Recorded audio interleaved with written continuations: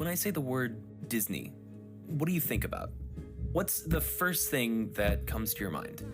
For most people, it'd probably be this, or this, or this, or $1 at the box office, and lifetime gross puts it over $3. After 2015, The Force Awakens grossed over $2 billion, and that was over 810% of the film's budget. Disney might have been shaky about his feelings towards, the Jews, but there's one thing he knew, and that is how to be the Jay-Z of feature-length animated films. And that business acumen stuck with the company long after he passed. Whether it be theme parks, or cape shit, or killing YouTube networks, the roots of Disney and entertainment are as numerous as they are deep, and they're all flowing with liquid gold. Animation monolith or not though, even gods can bleed, and that's what we're talking about tonight, so put on your thinking caps and strap in. I'm really smart, and this is Treasure Planet, Disney's biggest mistake.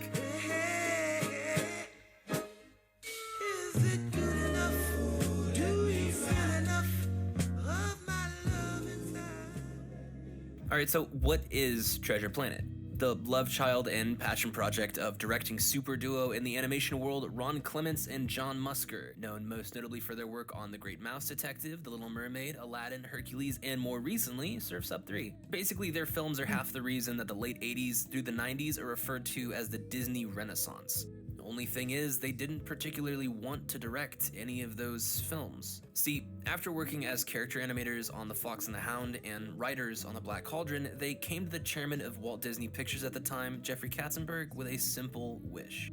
We want to adapt Treasure Island, and we want to put it in space. Now, you could chalk up Katzenberg telling them no to him just hating fun and cool things that are good and nice, but it's important to understand the context of this request. See, this is coming off the release of The Black Cauldron, which is historically one of Disney's worst flops ever, and these guys worked on it. Even worse, following the trash fire that was The Black Cauldron's box office performance, Disney had to downgrade their entire animation process. Their animation department didn't even get to stay in their Burbank lot and had to be moved to a warehouse, or else they'd have to have shut down that entire wing of Disney Pictures. There's a reason it's called the film that almost killed Disney. Anyways, with all this in mind, Katzenberg laid down the law and sent them off to direct The Great Mouse Detective instead, to warm critical reception and great performance at the box office. A year after it was released in 1987, they approached him again with the same request. Disney's already adapted Treasure Island once, we just want to create our own reimagining of the source material for a new audience. To which Katzenberg's reply was something to the tune of, "Pirates are gay, go make mermaids." And they did. 1990, still no Treasure Planet, go make Aladdin. 1992, still no Treasure Planet, but at this point Katzenberg decided to strike a deal with them. God, dude, fucking Aladdin, dude. What a chokehold. It told them to for 5 films, and if they did it one more time, they got their dream project. Clements and Musker started work on Hercules later that year, and in the meantime, had their good friends Ted Elliott and Terry Rossio, who had been their co-writers on Aladdin, write a treatment and rough script for their project. The same Ted Elliott and Terry Rossio that about 10 years later would go on to release their own swashbuckling adventure, Pirates of the Caribbean: The Curse of the Black Pearl. So they finish Hercules, they have a script for their pitch, and even though it turned out to be kind of a disappointment in terms of opening week sales, Katz was a man of his word, and he gave the green light to the duo's working title, Treasure Island in Space. One of Disney's most visually compelling features ever produced, and my personal favorite from the happiest animation studio on Earth, but what would ultimately become one of the biggest failures in the company's history. Ironically fitting for the pair of ambitious directors who had helped write The Black Cauldron. Before I get into why it failed, though, I want to talk a little bit about why it shouldn't have, or rather, why it didn't, at least not in terms of the vision. So, starting from the top. From my understanding, this is a 34-minute video, and we're 4 minutes into it. From my understanding,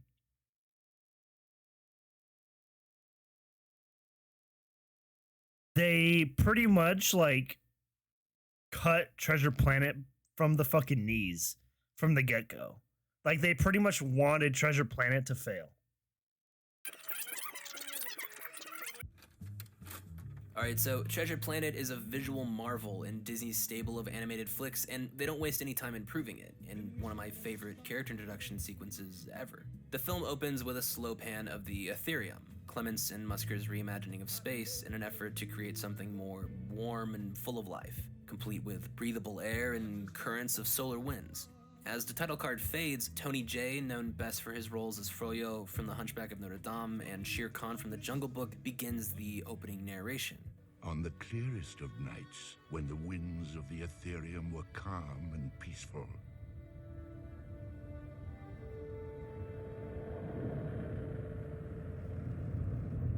What a fucking opening to a movie, dude.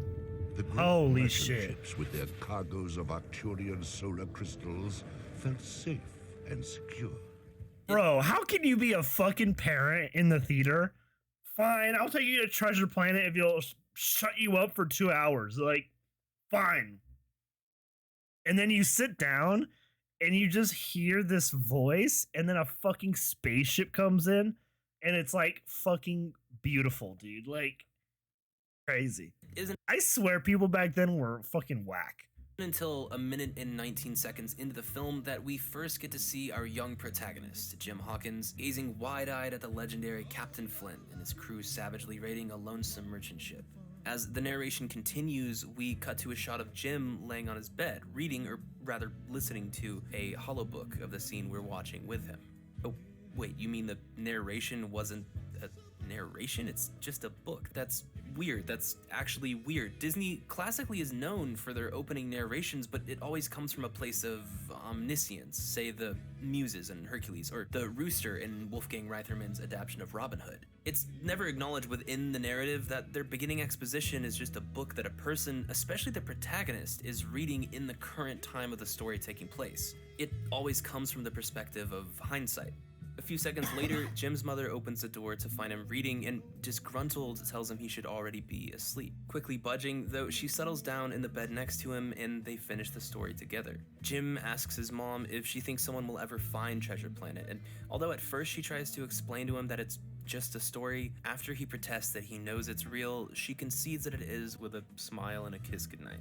Right before the film cuts 12 years into the future, in one of the smoothest transitions in Disney history, we see Jim open the holobook again as the opening replays, his silhouette illuminated under his blankets by the same shots we were ushered into the film by just a few minutes ago. So immediately we establish 4 major things within the first 3.5 minutes of the film. 1, Jim is completely captivated by the adventures of Spacers, Treasure Planet's version of sailors. This isn't only shown with his facial expressions and body language as he makes his way through the book, but in the details of his room, like the model ships, his drawings, most notably this one of Captain Flint, and most importantly, what his mother Sarah says when she tucks him back in the bed. Okay, now it's time for this little spacer to go to sleep. 2. This film takes place in an alternate future. Technology's advancement has in some ways completely halted and in other ways soared past anything we could imagine today. The entire structure of the room they're in is comprised of exposed wooden planks, and they're both dressed in 19th century Victorian clothing, with the rest of the interior following the same theme. But they exist in a world with holographic projection technology and a galaxy full of worlds that great tall ships traverse between as if they were islands within a vast cosmic ocean. So steampunk, but refined steampunk, not the DeviantArt top hat wearing golden Nerf gun shit. Similar actually to Disney's 2001 expedition into sci-fi Atlantis, The Lost Empire. 3. Jim and his mother's relationship, at least at this point in time, is clearly very tender and loving. The way she smiles at him, the way they laugh together, the gentle expression she carries through the entire scene, even the tone they say I love you to one another in, just exudes warmth and comfort. I love you. And finally, So fucking this cute. isn't going to be your run-of-the-mill Disney movie. Like I just mentioned, Treasure Planet isn't the first. God damn, you can't show her. Like, what the fuck, man? You can't surprise me with that shit. What do you mean?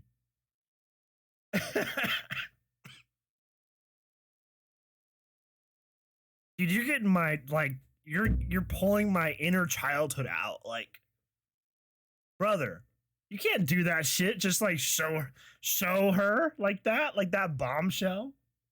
Jesus. adventure film Disney had ever created. Nor is it the first film they've created that doesn't follow the format of a book musical, with an opening narration or song to act as its narration. But it was the first to subvert one of their most common tropes in the opening sequence of the film while being an unorthodox adventure film featuring 0 musical numbers. What makes this opening sequence even better, though, is that the payoff isn't halfway through the movie in terms of the story interacting with these concepts. Every piece of information we're presented with here is immediately built on or juxtaposed in the very God, this next movie is scene, so which sick. is actually really refreshing. Not even for a Disney movie, but for the adventure genre in general. Anyways, check out this transition. There are nights when the winds of the Ethereum, so inviting in their promise of flight and freedom, made one's spirit soar. Ah! Than silk. So, Jim is older, bolder, and stating his ambitions for adventure and selling the Ethereum by thrill-seeking and moderate hooliganism. Unfortunately for him, though, after this incredible sequence of traditional animation, CG, and deep canvas flowing seamlessly together, he's stopped by the feds and taken back to his mother at their home and family tavern, The feds! Benbow Inn. A slight restyling of the Admiral Benbow, the inn Jim helped his parents run in Treasure Island, which conveniently brings me to this film's first major divorce from the source material. That is, after the whole sci-fi thing. In the original book of Treasure Island, Jim grows up with both of his parents. It isn't until the pirate Billy Bones shows up warning Jim about the one-legged pirate in this adaptation of Cyborg that Jim's father actually dies. Sad, but ultimately his development as a person through his formative years wasn't affected by it. He grew up with a father present in his life, and he knew both of his parents loved him. Even after his father's passing, he's still very much the bright-eyed boy that Treasure Planet's Jim was in the opening sequence we just watched. In Treasure Planet, however, we learned from a conversation Sarah is having with her friend Dr. Dilbert Doppler, counterpart to the book's Dr. Livesey, that his father actually abandoned them when he was pretty young, and she hasn't known how to deal with him since. Now, not only is this an interesting change to make the protagonist and his situation more accessible to an audience and something a lot of children growing up in the 2000s could sympathize with, it adds a ton more depth to his character as well. The effects of that abandonment at such an early age permeate through every action he's a part of and every decision he makes throughout the film. Treasure Island's Jim is a flat, albeit charming and exciting character. In Treasure Planet, though, we're reintroduced to Jim as a misunderstood rebel, someone who clearly doesn't want his actions to hurt anyone, especially his mother, but doesn't understand how to, Dude. maybe feel. Dude, if this movie came out today, he would have a fucking chokehold on like every Twitter e-girl. You know, like, look at this man, dude. Like, Jim is a flat, albeit charming and exciting character. In Treasure Planet, look at this guy, dude. He has the fucking ponytail, buzz cut hair under his like long hair that's in his face. though, we're reintroduced to Jim as a misunderstood rebel. He has a fucking Someone like who clearly golden doesn't- earring or copper earring, dude. Like, he would have a fucking chokehold. Doesn't want his actions to hurt anyone, especially his mother, but doesn't understand how to, or maybe feels it's pointless to try to communicate that to her. He knows he keeps letting her down, but he's resigned himself to the idea that he has no future, so why should he worry?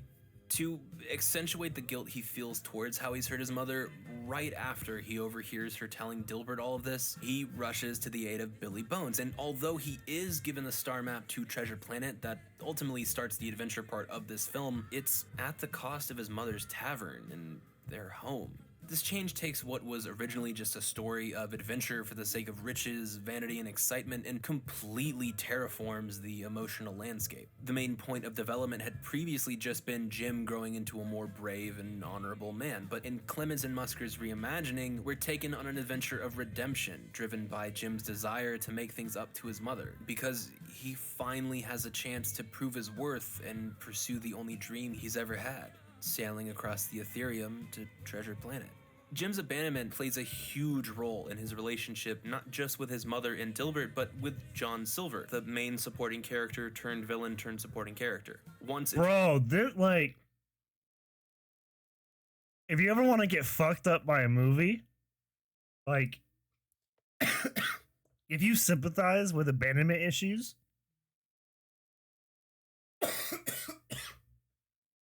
watch this movie. If you sympathize with abandonment issues, watch this movie and prepare to get fucked up. Introduced, they quickly start to develop a father-son relationship, and this picks up a lot once Silver learns of Jim's past, after he saves him from one of the other crewmen who are secretly under his leadership. Silver is the cyborg that Jim had previously been warned about by Billy Bones in the opening sequence of the film, and although at first Jim is hesitant to trust him, the void Silver begins to fill just by being there for him, existing as a source of support and warmth when Jim hadn't received any from his actual father, is enough to make him ignore his better judgment. He trusts him even though he knows he shouldn't, because it's the closest thing that he's ever had to that presence in his life. And ultimately this comes around in a much more powerful way than it does in Treasure Island. The CGI too for his mechanical limbs too were so sick. Like they did that so well. Its original film adaptation, because instead of Jim not having a personal attachment to Silver and being aware of his intent to lead a mutiny from very early on in the story, in Treasure Planet, the person betraying him is the person he sees as a father figure and seemingly his only friend. And as opposed to just overhearing plans of a mutiny, he overhears Silver renouncing every kind thing he said about Jim, claiming he was only nice to the sniveling little whelp to keep him off their trail. Every change Clements and Musker made in this adaptation wasn't just in an effort to modernize the story for the sake of modernizing. God. They very diligently... The thing this movie just knocks out of the fucking park compared to most Disney movies is the expression. The inner emotion you can feel from each expression is so wild. Like they knocked that shit out of the park, man. Built on the foundation that Stevenson had set out before them to make the central like you can just fucking see this man just break on the inside. It's crazy. Off their trail. Every change Clements and Musker made in this adaptation wasn't just in an effort to modernize the story for the sake of... So fucking good. Like we're not hearing any of the audio from the movie, no music, nothing. We're just seeing the character and you can just feel the sadness, you know? They so very good. diligently built on the foundation that Stevenson had set out before them to make the central cast. And then this movie looks so fucking good too, dude. Like, look at the stars in the background, contrasted with the characters and the spaceship. Characters feel like they had unique personalities with flaws and idiosyncrasies all their own. Jim is damaged goods. His mother Sarah is working herself to the bone and is handling the loss of the man she loved on top of the emotional disconnect of the only other man she loves. Gilbert is hyper intelligent, but at the expense of any form of social grace or confidence, even going so far as to belittle his own degree. Captain Amelia is so consumed... Oh, Captain Amelia, dude! ...control of the situation and making sure everything is going the way it should, that she tries to force her grievous emotional and physical wounds out of mind. Silver has Jesus Christ. Sacrificed half of his limbs chasing Flint's treasure and is most likely just as emotionally isolated as Jim is because of the nature of his position. I mean, fuck, dude, even his cute, like, floating miniature ditto alien dog thing Morph has actual moments of emotional tension in this film. Specifically when he's forced to decide between Silver and Jim, and again when Silver is leaving him with Jim. My point is, a lot of the characters in this film have dimensions to them and shortcomings that juxtapose their positive traits and act as ballast for their... This couple was so godlike, dude. Just like a fucking girl boss. And then like the awkward but genius dude, like so sick. Personalities. Despite Treasure Planet being much further removed from reality than Treasure Island, even the side characters feel more like a human being than anyone in Treasure Island. In fact, I only have one real complaint with anything in this film in terms of the... Oh, this motherfucker? Oh, yeah. I mean, it's fine. Fuck you. Just like Jar Jar in Phantom Menace, it's fine, dude.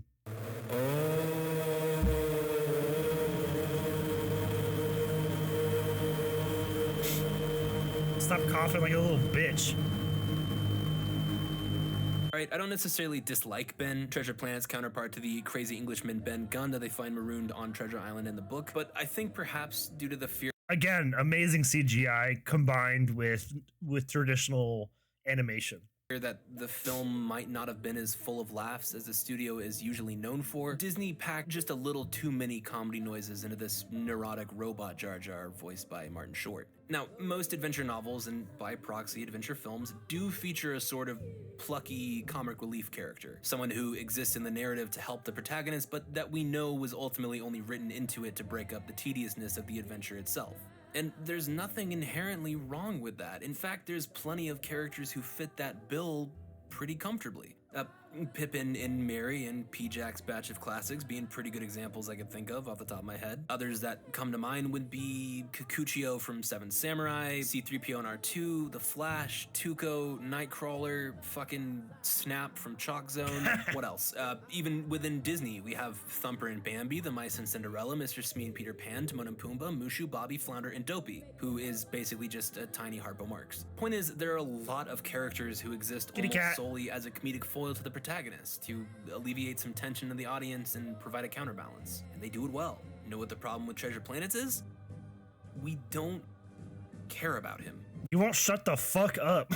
We're introduced to him almost an hour into the film, and his entire introduction and character development thereafter is just Joseph Gordon-Levitt grappling with Woody Allen as a robot on Dagobah. It's fucking weird. His entire personality is ineptitude compounded by quirky social retardation, with a stand-up routine as his only input to any situation in this entire movie. And this isn't really even a problem with the film itself. The issue more so lies with the source material than it does with how Clements and Musker handled it. Ben Gunn in Treasure Island is not a character that really matters outside of his objective use to the development of the story. He's not someone we have enough time to cultivate any form of attachment towards, and this issue unfortunately boils over into Treasure Planet. I understand his necessity to the plot, but if I ever were to have a bone to pick with this film, it would definitely be Clements and Musker's need to pull the yucks out of their audience when there was no urgency to. Can't really pin it on them though, the blame kind of falls to the Mouse Kingdom at large for that one. Anyways, back to this being a good movie. Earlier, I mentioned the combination of animation styles featured in Treasure Planet, specifically this scene. One of the reasons this film is so unique within Disney's catalog is that it actually utilized a mixture of Disney's classic style of traditional 2D animation, seen here, modern CG animation, seen here, and a pretty abundant use of Disney's deep canvas technology, seen here. Not that it's the only one of their modern films to use these in conjunction with one another, but it used the latter more than any other and pushed the limits of what they could do more than any other of their films. Shots like this and this one here are some of the big reasons this film became one of the costliest features in Disney's history.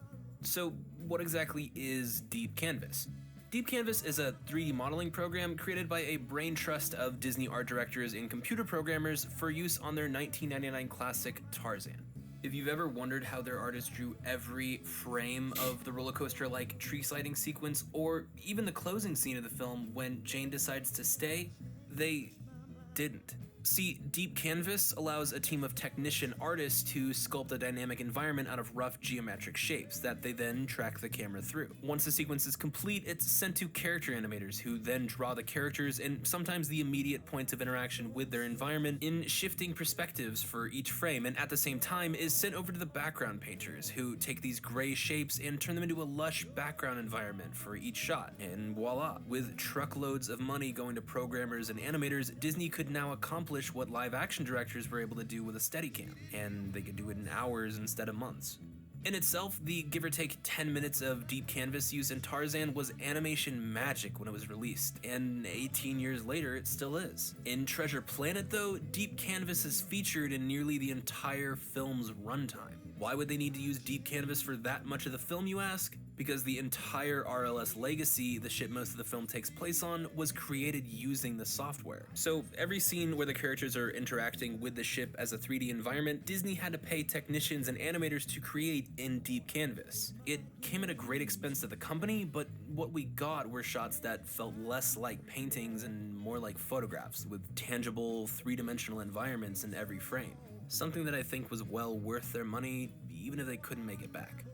So if you hadn't noticed it in this shot I played earlier, I bet at this point you're wondering where the CG came into this. Due to the difficulty of hand drawing all the small, constant movements required to create a believable cyborg arm and leg, let alone an entire robot, Disney actually had Silver's natural body and clothing animated by hand, while his cybernetic arm and leg were both flat rendered CG animations superimposed into each frame. And the same was done with all of Ben. CG animated, rendered flat, superimposed into the shot. So in this frame here, for instance, we have Jim, who was drawn by hand, Silver, whose right arm and leg were animated in a computer, and the environment around them, which is somewhere in between the two. And it all comes together in a very natural feeling way. In fact, on your first watch through the film, you don't even notice the more obvious pieces of CG animation, like this space whale's eye, for instance. Not only did Clements and Musker manage to put a ton of technology and different animation talent into this film, they did it without any piece of it feeling like it wasn't part of the composition. Everything flows with everything else perfectly. Also, touching on God damn! though I won't go too far into it, Jim's clothing actually evolves with him throughout the film. At the start, he's draped in a very Victorian-era James Dean getup, complete with black shirt and dark brown jacket. Once he's settled into the ship in his journey, we see him shed those colors for a lighter brown shirt, and finally, in the closing scene of the film, he's draped in a white, red, and gold Academy uniform. So black is frequently used to signify unhappiness and grief, and in our reintroduction to Jim, he's still grieving over his loss of his father, even though it's internalized and largely only comes out as anger and spite towards him later in the film. It's a menacing, cold color, even if it can, in the right context, signify sophistication or efficiency, neither of which are things he necessarily lacks, by the way. As we remove some of the black from the dark brown he was previously shrouded in, more of the red and orange come through.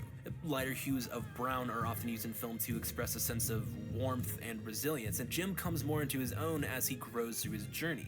As he progresses, even after Silver's betrayal, there persists a genuine sense of determination and confidence within Jim that for the first leg of his journey just weren't really something he had in spades. And finally, with the closing sequence, we see him dressed in colors that represent love, reverence, strength, grandeur, peace, and rebirth. Jim has come home a new person, or rather the person his mother and Silver knew he could be, and Clements and Musker's choice for this final change in clothing makes sure we know it. Since I'm on the topic of this scene, by the way, I feel like it's an appropriate time to mention the score of the film, and by proxy, the sound design. When Clements and Musker began working on the film, they created a rule for themselves in terms of how they would balance the film's aesthetic. They wanted enough sci-fi to feel futuristic, ruin me, but please. enough Victorian influence to not feel synthetic or cold in nature. Basically, they wanted more pirates than they did ice pirates. The balance they eventually decided on was referred to by the team as the 70-30 rule. So 70% of each design would be pre-20th century Victorian and 30% of it would be sci-fi. Hence the 17th century ship with solar sails and rocket thrusters. What's interesting about this though, and what makes this film especially unique, is that the score of the film and the sound design within it were held to the same rule. So in this sequence here, it's the closing sequence of the film, right? Jim saves the crew, Silver and Jim make up, Silver leaves, Jim and the remaining characters go home. In the score of the film, the piece playing throughout this is appropriately called Silver Leaves. Now, this plays for about 5 minutes throughout nearly the entire end of the film, until this shot here, when we cut to Jim standing at the back of the room, looking on as Sarah and his friends celebrate their safe return and the reconstruction of the Benbow Inn. The second Jim comes into frame, Silver leaves, and the ambience from all of the people in the inn quickly fade out of the foreground and are replaced by the last track in the film, Always Know Where You Are. Listen to the difference. God damn, dude. Oh! This movie's so good. It's good to see the That's tight. feel this place.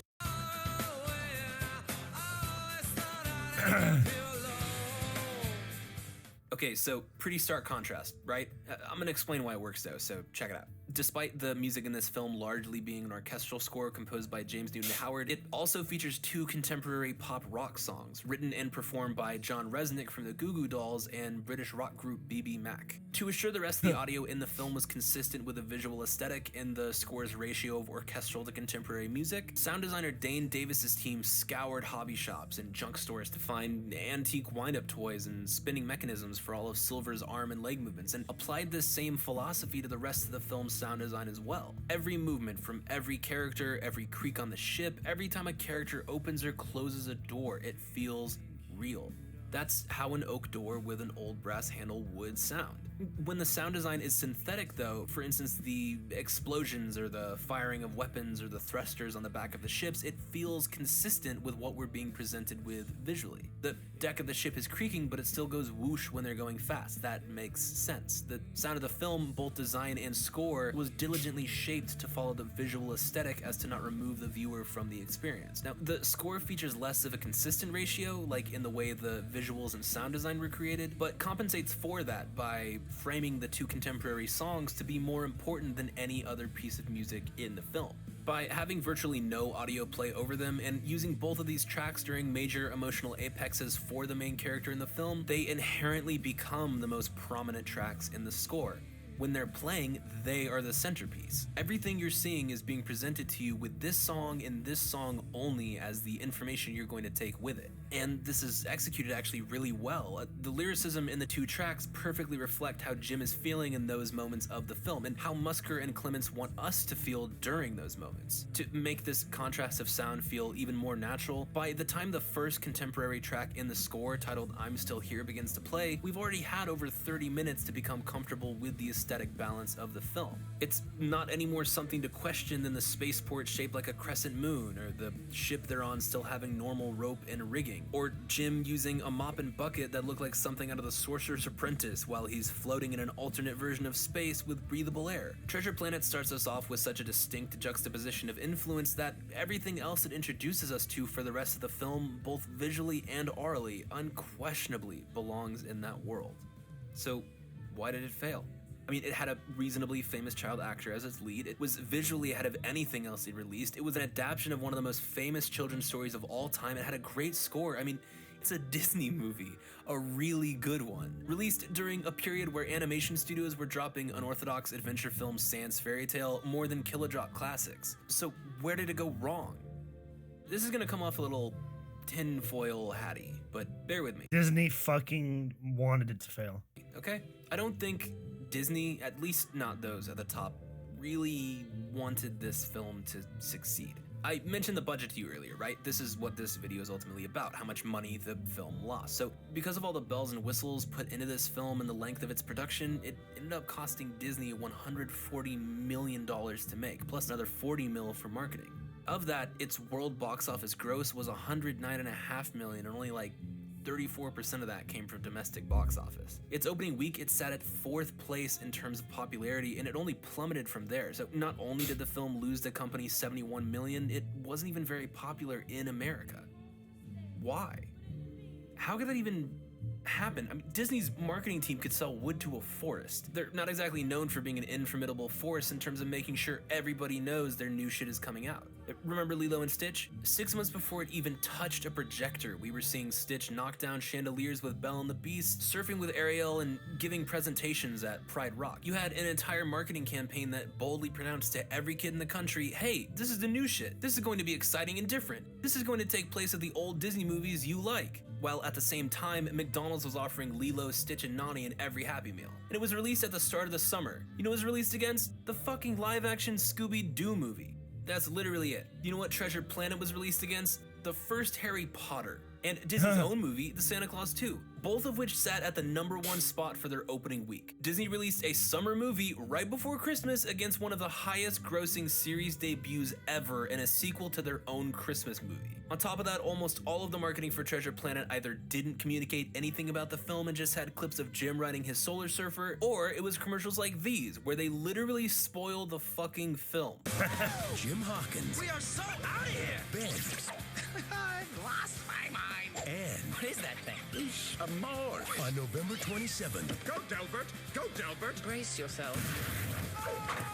3 unlikely heroes are taking on the meanest cyborg in the universe. Oh my god! Not only do they reveal the antagonist, they reveal the secondary character we aren't even supposed to know exists until an hour into the story, and we know Morph takes Jim's side instead of staying with Silver. This is on television months before it releases in theaters. But it doesn't stop there. Disney, like any large company, have marketing surveys because they're smart people, and keeping your finger to the pulse of your audience is a smart person thing to do. At least 4 months before Treasure Planet was scheduled to be released, the marketing surveys they got back as to why audiences weren't interested in Treasure Planet is because they finally caught on to Disney's release patterns. It wasn't because they didn't want to watch it, but because of how much home movie had caught on and how much Disney had embraced the DVD trend in recent years. They knew if a Disney movie came out in the winter, it'd be available by the spring or summer. They'd already started to see commercials for the Lilo and Stitch DVD coming out that December, so they could just watch Treasure Planet at home. And Disney, knowing this, knowing what it was competing against at the box office, knowing the sales projections of each film, didn't even attempt to ramp up its marketing or move its release further into the winter. Disney sent Treasure Planet out to die, and the reason why is pretty clear. Features like Monsters Inc., Ice Age, and A Bug's Life killed at the box office and had Disney wanting to shift directions. I mean, the chairman that approved the film in the first place, Katzenberg, hadn't been with the company since 1994. By the time the film was ready to release, the company had been through 2 different chairmen with completely different ideas of where the company should be heading. What loyalty did they have to the project? A sequel for Treasure Planet had already been arranged and set to enter pre-production, but why would they even want to make another 2D animated film utilizing incredibly expensive technology like Deep Canvas for most of the film's duration? What better way to tie up loose ends and not honor your agreement for a sequel than to forcefully let the film die? No executive on the planet, regardless of Clements and Musker's pedigree within the Mouse House, would ever let Treasure Planet 2 leave the ground if the first film crashed and burned. And that's exactly what happened. An entire storyboarded sequel that had already casted Willem Dafoe as its antagonist was locked away in a brig, never to see the light of day. And what's sad Homie, is- what? Slow down here. What? What? Antagonist was That is crazy. William Dafoe as an antagonist set in the Treasure Planet world would be crazy. Wow. locked away in the brig. Wild. Never to see the I don't want to see it be made now because there's no shot they would make it the same way they did now. They would 1000% cut corners if they made it today. light of day. And what's sad is Treasure Planet actually received positive critical reception. Disney themselves were surprised by its Oscar nomination for Best Animated Picture, and they shouldn't have been. It was one of their most well-made adventure films, and given the rough synopsis that I found for it in this Animated Views article that I'll link in the description, the sequel could have been even better. Treasure Planet, Brother Bear, Dude, and- William Dafoe as a dude. If the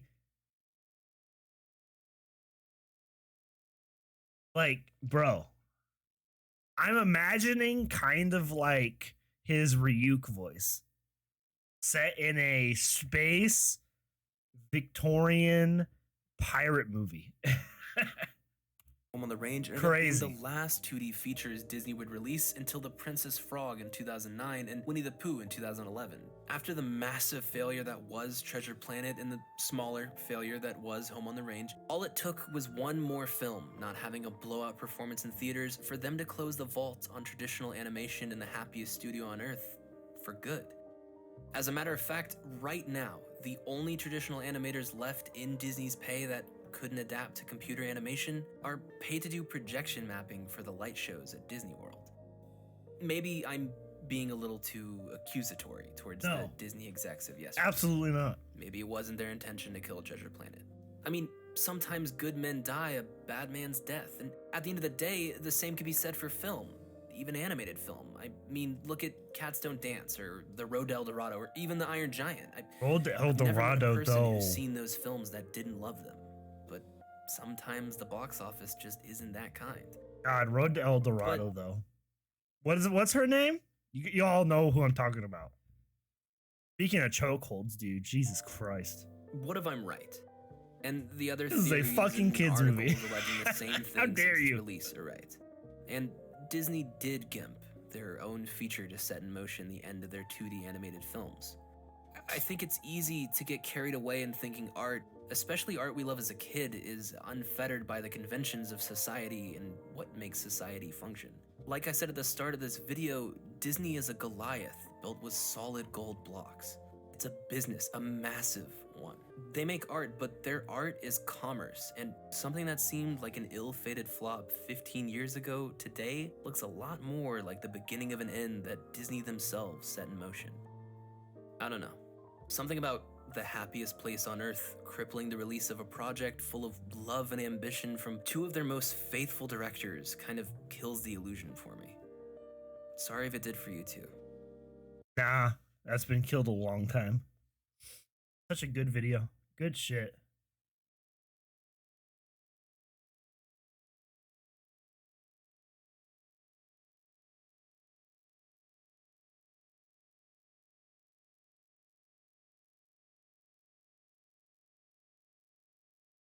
Yeah, the fact that they made fucking Treasure Planet and Atlantis and it's not like their main shit, like their main bread and butter, that's crazy.